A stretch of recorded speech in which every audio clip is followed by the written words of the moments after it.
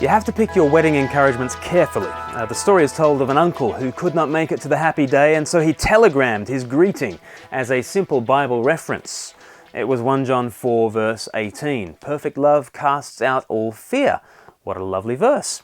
Unfortunately, the telegram left off the all-important 1 at the beginning of the reference, and so it was, instead of the letter of 1 John, the best man picked up his Bible and read from the Gospel, John chapter 4 verse 18, which says, you have 5 husbands, and the man you now have is not your husband. What you've just said is quite true, which is a tricky reference to actually have to explain.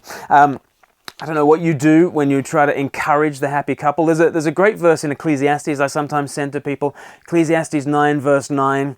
Enjoy life with your wife, whom you love, all the days of this meaningless life that God has given you under the sun, all your meaningless days, for this is your lot in life and in all your toilsome labor under the sun.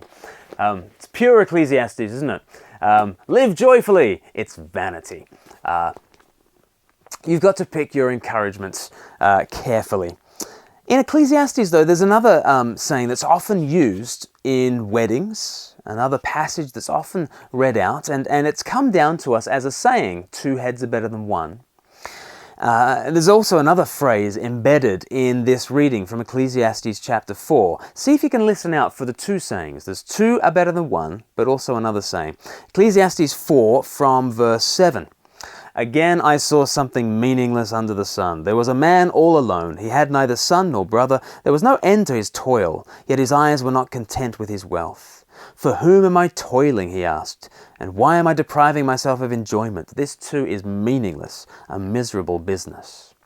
2 are better than 1, because they have a good return for their labor. If either of them falls down, one can help the other up. But pity anyone who falls and has no one to help them up. Also, if 2 lie down together, they will keep warm, but how can one keep warm alone? Though one may be overpowered, 2 can defend themselves. A cord of 3 strands is not quickly broken.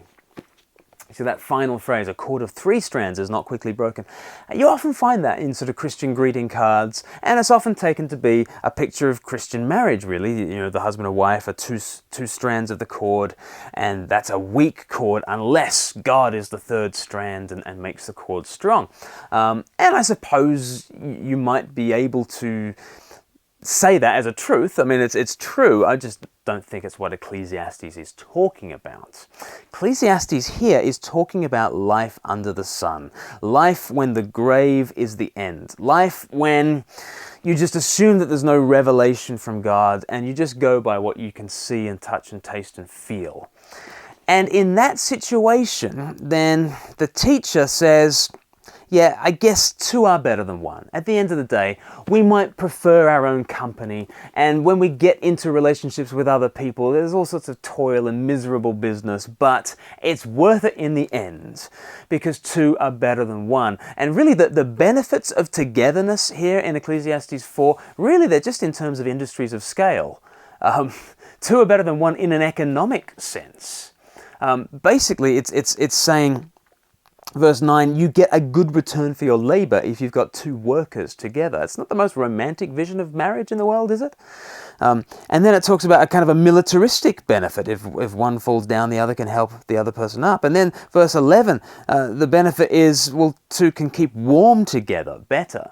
So basically, the benefits of marriage seem to be economic, militaristic, and thermal. Really, it's not a great recommendation for marriage here in Ecclesiastes. But I think, even having said that, Ecclesiastes 4 points the way towards a wisdom for relationships. Because even though this is kind of life under the sun, you can't escape from living in Christ's world. This is Christ's universe that operates according to his pattern and characteristic. And so, yeah, 2 are better than 1. Why?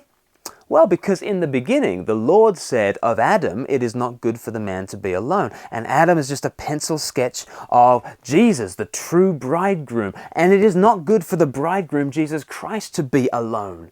He is one who concludes that 2 are better than 1. But we are his bride who naturally kick against him and want independence from him. And our natural state is to conclude that a relationship with Jesus is just miserable business and we'd be better off by ourselves. And left to ourselves, we would just choose isolation. We would choose estrangement. We would choose independence, even though that leaves us out in the cold. That's where Christ should leave us. It really is. But he's the one who concludes that two are better than one. Thank God. He's the one who concludes two are better than one. He determines to pursue us come what may, and he does it not because of economic purposes. It would cost him everything. He doesn't do it because it would make him stronger. At the cross, he would be infinitely weakened to win us. And he doesn't do it simply to keep warm. We, for the main part, give him the cold shoulder. No, Jesus decides that whatever the consequences for him, two are better than one for us. And so Ephesians 5 verse 25, Christ loved the church and gave himself up for her.